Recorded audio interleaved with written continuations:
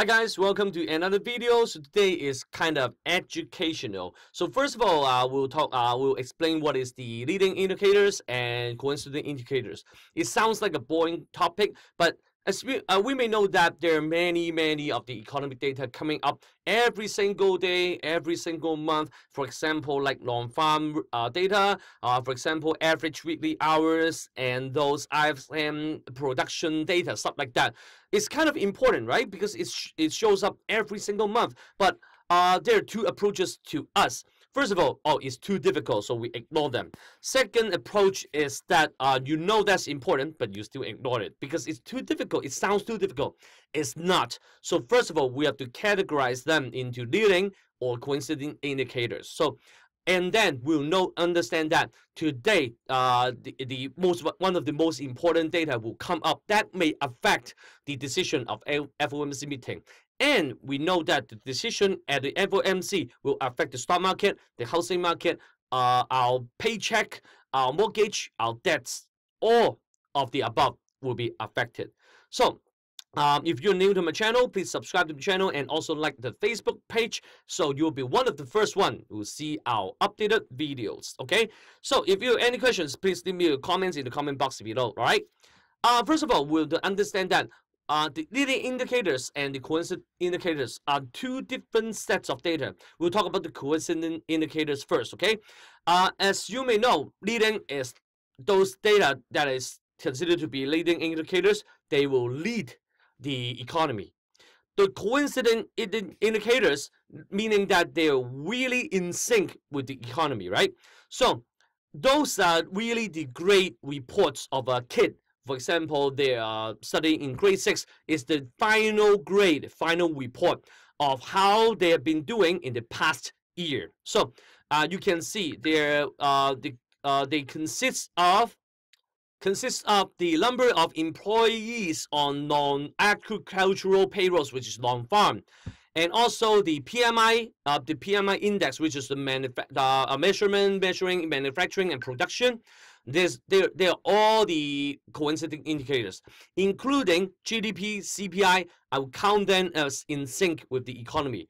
So, as you may know, as the example I've talked about, the final grades of the child of the grade 6er, which is really in sync with is really the result already, right?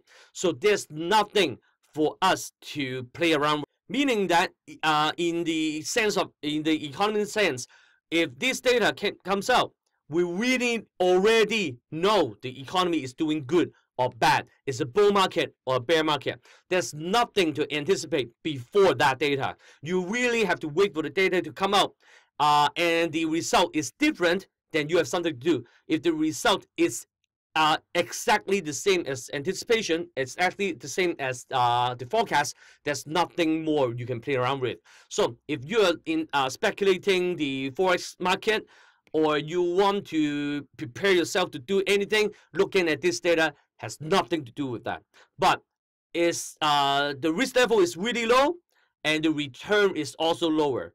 But if you play around and you study the leading indicators, for example, average weekly hours, the new orders, and also the S&P 500 index and the M2 money supply, you can really have a lot to anticipate, and you can speculate, and you can play around with numbers before the results come out. For example, I'll ask you a question. Is there any indicators for you to guess the grades of a 6th grader? For example, the hours he's playing, the hours he's sleeping, the hours he's studying, but he's not, right? Those are the leading indicators. So before the final reports come out, you really understand kind of the grades that it will be A+ or D-, right? So you really have the touch, you really have the sense. That is exactly what's going on with the leading indicators. So there are also another set of indicators called lagging indicators. Those are useless. Actually, they're useful to confirm that you actually really lost your money, right? That's a confirmation. So how do we play around with this? for those data that are under leading indicators, that is something that you may have a chance to speculate, you may have the chance to prepare yourself, you may have a chance to play around with the forecast. But for those that are under coincident indicators, you really cannot play around with that data before it comes out. So when the report is falling short, for example, you're thinking A+, but in the end is B+, then you can play around with the portfolios, with the speculation of the forex market, with your strategy in the housing market, stuff like that.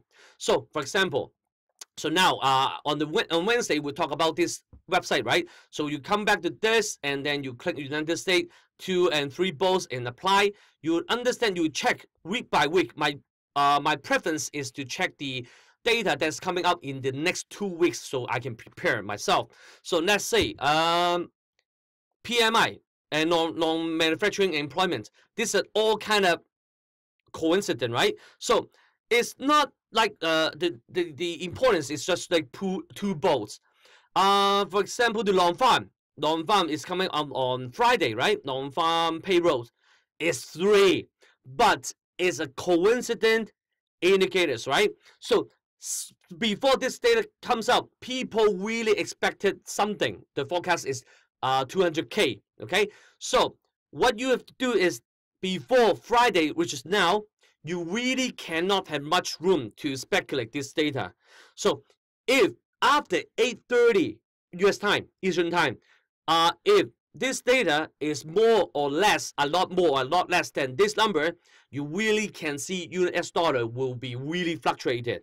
And that may trigger the gold, may trigger the emotions, and the stock market will fluctuate. For example, it's a lot more than non-farm payrolls, and for this today, the expectation of FOMC meeting on December 13 is 100% that they are going to raise the interest rate, right?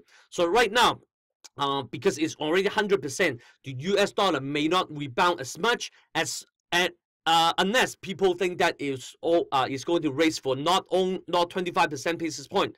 It may be raising for 50 basis point, right? Because 10% of us thinking that they will raise for the interest rate for 50 basis point, which I think is not really the case. But if that's, for example, is coming out the data is 300K, 400K, that is really extreme, right? So probably the FOMC will raise the interest rate for 50 basis point, or they will just raise for 25% basis point, but they will really have strong words of raising another time for another interest, another 25 basis point in January, right? Next year. Maybe. So the speech of Yellen is also important. But if that's the case, we have tried 2 times, right?